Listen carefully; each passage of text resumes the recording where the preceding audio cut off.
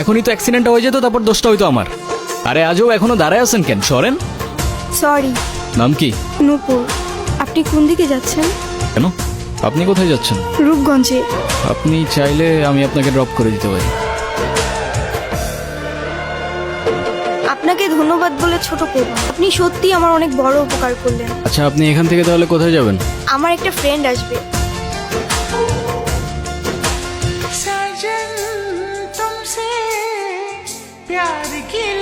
আমার মা দেখলে আপনারা মেলা খুশি হবে।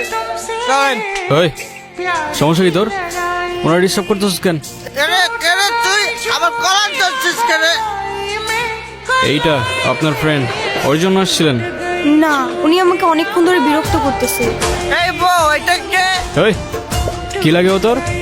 আফা আফা, উনি আমার আফা হন। হ্যাঁ, মেয়ে দেখলে মাথা ঠিক থাকে না, না? বিরক্ত করতেছিলি কেন? বিরক্ত নয় তো গুরু, আমি ওনাকে প্রোটেকশন দিচ্ছি। এলাকা তো ভালো না, মাল করে ভরা। তোর প্রোটেকশন দেওয়া লাগবে না, যা তুই যা, ফোট। আপনিও কি ফলো করতেছেন আমাকে? নেন। আসলে আমার একদমই খেয়াল ছিল না। আপনার গাড়িতে ফেলে আসছিলাম না? Yes ma'am. একটা কল করা যাবে? হ্যালো, আমি নূপুর। তোমার নাম্বার কি হয়েছে? বাসায় ফেলে আসছি। আমি তো রূপগঞ্জে। তুমি কোথায়? কিন্তু আমি তো রূপগঞ্জ নাই এখন। সকালে আম্মু আপুর সাথে কদমতলি আসছি। তোমাকে না কালকে বললাম আমি রূপগঞ্জে আসতেছি। আমার তো খেয়ালই ছিল না। তো আমি এখন একা কি করব এখানে? তুমি এক কাজ করো, শ্যামপুর স্টেশনে আসো, ওইখান থেকে আমরা একসাথে পালাই যাবো। আচ্ছা ঠিক আছে। আপনি কি আমাকে একটু শ্যামপুর স্টেশনে পৌঁছে দিতে পারবেন? চলেন, আমাদের জার্নি এখানেই শেষ। আচ্ছা, আপনার বয়ফ্রেন্ড কই? ও আসে নাই? আসছে হয়তো। আচ্ছা, আপনার ফোনটা একটু দেন তো। কি হয়েছে, তুমি কল ধরতেছো না কেন? আমি স্টেশনে এসে দাঁড়ায় আছি। তুমি কই? আসলে একটা প্রবলেম হয়ে গেছে, বুঝছো? কি হয়েছে? আম্মু বলতেছে যে মেয়ের বাপ মায়ের পরিচয়টাই নাই, সেই মেয়ের আমি পরে তুলতে পারবো।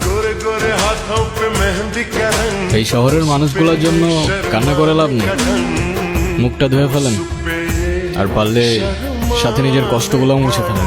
বলছিলাম না, আজকাল মানুষের 2 দিনে ভালোবাসা হয়, 3 দিনে পালাই গিয়ে 4 দিনে ডিভোর্স হয়ে যায়।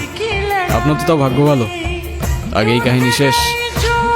আচ্ছা, আমার সাথে বারবার কেন এমন করে বলতে পারেন?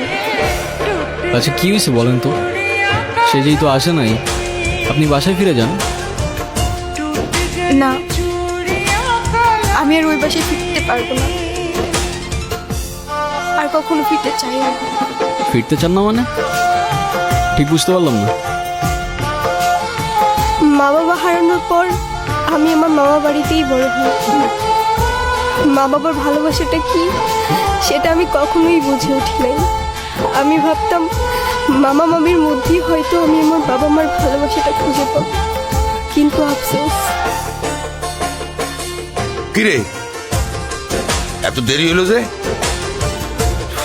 হ্যাঁ, এই 500 টাকা তোর কাছে রাখ। আর তোর মামি আসলি কোষ? আমি হাটে গেছি। হ্যাঁ, মামার একটা বদ অভ্যাস, মামা জুয়ায় আসক্ত। 3 বেলা না খেয়ে থাকলেও তার জুয়া ছাড়া এক মুহূর্ত চলতো না। আর তার জুয়ার সঙ্গী ছিল জাহাঙ্গীর। এইগুলো ওরে পড়ায় নিয়ে আসো। আজকে জাহাঙ্গীরের লগে ওর বিয়া দিব। কি কর মাইয়াটার তো কিছুই কর নাই। কেন ওরে কর রাখবো কেন? বেশি কথা পারায় না তো। যাও, ওরে রেডি করে নিয়ে আসো, যাও। তোর মামার আমার জীবনটা নষ্ট করছে, এখন তোর জীবনটা নষ্ট করবে। শুনছি 7-8টা বউ আছে, সংসার করতে পারে না। তোরে না একটা পুলায় ভালোবাসে, এই পুলাটারে কল দে, কল দিয়া পুলাটার সাথে পালায় আসা। তোর জীবনটা নষ্ট করিস না। ও নাকি আমাকে অনেক ভালোবাসে, আমার জন্য সব কিছু করতে পারবে। ওর কথাগুলো শুনলে মনে হতো পৃথিবীতে অন্তত কেউ একজন আছে যে আমাকে সত্যিকারের ভালোবাসে। আর যখন কাঁধে দায়িত্বটা পড়লো, সেই ভালোবাসা জানালা দিয়ে পালায় গেল, তাই তো? আমি তোমাকে ভালোবাসি।